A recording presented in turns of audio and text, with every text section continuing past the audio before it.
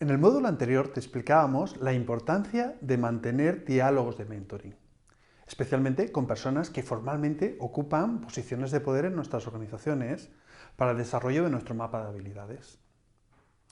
Ahora hablaremos del aprendizaje formal en las empresas, o el denominado aprendizaje en aula. En los anteriores módulos le hemos dado mucha importancia al aprendizaje social informal y al autoaprendizaje asociado a nuestro entorno de trabajo, ya que creemos que estas son las estrategias de aprendizaje que más importancia le debemos dar como profesionales maduros.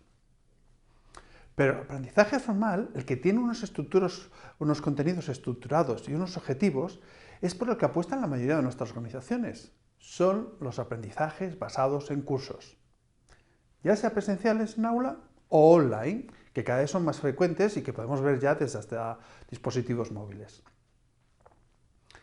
Aunque los cursos son la primera acción, la que la mayoría de las personas piensan cuando se les dice de desarrollar una habilidad, este tipo de aprendizaje en aula tradicional, basado en contenidos, ha sufrido muchas críticas, porque dicen que es teórico y memorístico.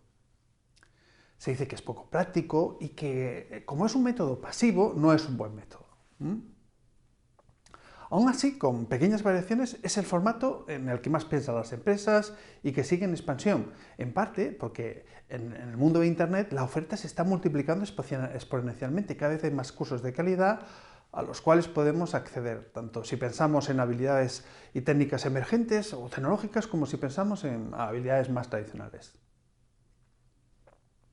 Es verdad, la mayoría de las técnicas que hemos visto hasta ahora son metodologías activas que utilizan la experiencia directa o indirecta, no son pasivas.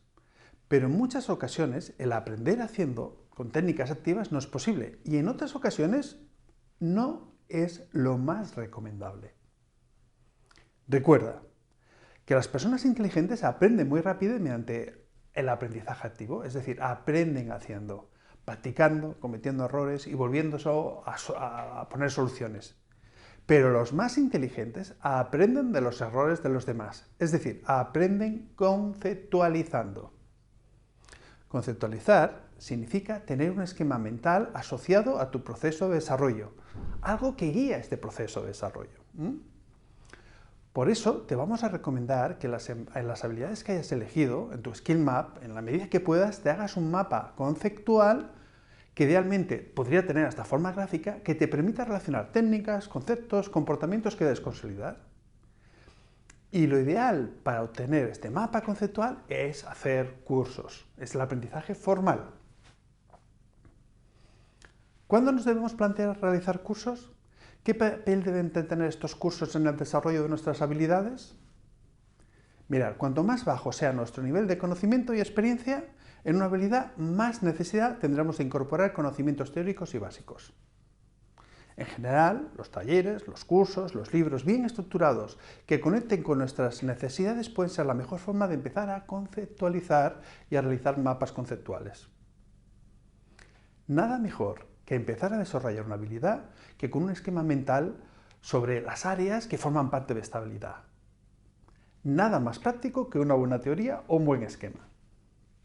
Eso sí, cuanto más elevada sea tu experiencia, o más aplicada sea, no necesitarás tanto incorporar esquemas mentales, necesitarás más práctica, necesitarás aspectos más concretos. Pero igualmente, un curso te puede permitir avanzar de forma importante, también en este campo. Por tanto, no es cierto que la formación en contenidos haya muerto o no sea importante. Todo lo contrario, puede ser muy interesante y puede ser parte fundamental como un paso más dentro de nuestro proceso, aunque las habilidades con más expertise quizá tengan un papel menos relevante. Nuestra recomendación es que consideres que la formación en aula es un paso básico donde obtener información y conocimiento que después debes consolidar y convertirla en experiencia. Por ello te vamos a proponer que sigas un modelo que hemos adaptado. Es el modelo de aprendizaje experiencial de Kolb, que tiene 4 fases. Vamos a por la primera fase. Primera fase es partir de tu experiencia concreta. Aunque tú hayas realizado un análisis de tu trabajo y y hayas determinado los gaps, las habilidades, esto que ya hablamos al principio, siempre surgen nuevas áreas concretas donde te puede interesar profundizar. Para realizar estas observaciones es muy útil que utilices las técnicas que hemos visto hasta ahora en las diferentes etapas, es decir, comunidades de práctica, asignaciones a proyectos, observaciones de otras personas mediante el mentoring, que acabamos de hablar en el anterior módulo, o sistemas de gestión del conocimiento. Utiliza esas cosas que ocurren en la práctica. Vamos a ir a la fase 2. Fase 2 es reflexiona y observa a partir de estas experiencias. De las actividades que hayas realizado en tu día a día, reflexiona, determina qué tipo de conceptos deberías de profundizar. ¿Qué es lo que no te permite avanzar? ¿En qué deberías mejorar? Habitualmente, estas acciones de mejora y desarrollo era lo que te proponíamos que sistematizaras mediante los comportamientos a consolidar.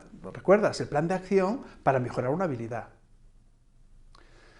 Pero a veces, más que acciones a realizar o cosas prácticas, puedes incluir cursos o talleres para conseguir un mapa conceptual para entender mejor una habilidad o una técnica o el comportamiento que quieras desarrollar. Por tanto, en ocasiones, en tus acciones de desarrollo, te proponemos que te plantees hacer cursos. Fase 3. Aquí tienes que conceptualizar de forma abstracta y profundizar. Es decir, la fase 3 tienes que intentar profundizar en teorías, técnicas o conceptos. Tienes que ver las relaciones entre ellos y los comportamientos que buscas mejorar. Era el mapa conceptual que habíamos hablado antes. En esta fase será muy importante que selecciones cursos, talleres, quizá libros, de forma que te puedan conceptualizar y dar posibles soluciones a tus problemas. Elige el curso que te permita crear o enriquecer tu mapa conceptual con conceptos y técnicas que hayas aprendido para superar los gaps de tu habilidad o relacionándolo con aquellos comportamientos relevantes para ti y que quieras consolidar. Y esto lo harás en la siguiente fase. Fase 4. La fase 4 es llevar a la práctica los conocimientos anteriores. Fase 4 es experimenta de forma activa los conceptos nuevos. Experimentar de forma activa. En esta fase, el aprendizaje que te proponemos es que incluyas nuevos planes de acción, nuevos comportamientos, que te crees comportamientos clave a consolidar. Priorízalos y los añades a tu lista. Y lo que tienes que hacer es buscar y experimentar activamente qué conceptos has aprendido y cómo los puedes aplicar a las nuevas situaciones. De esta forma, el aprendizaje se consolidará. Pero recuerda, tienes que ponerlos en acción, probar, cometer errores, corregirlos, solucionarlos. Es la experiencia. Lo que nos muestra el modelo de aprendizaje experiencial que hemos visto hasta ahora es que la conceptualización que proporciona el aprendizaje en aula es muy útil si después lo ponemos en práctica, si está conectada con los problemas que tenemos en el día a día. Te voy a poner algunos ejemplos. Piensa, por ejemplo, en muchas habilidades blandas, habilidades soft, que le llamamos soft skills, como por ejemplo flexibilidad o podría ser colaboración. Muchas personas se enfrentan a estas habilidades y quieren mejorarlas sin un mapa mental, sin entender conceptualmente los aspectos más claves, o de qué variables dependen, o qué dicen sobre ella algunos teóricos, o qué teorías hay. Esta forma de enfrentarse a las habilidades puede que haga el proceso de desarrollo mucho más lento.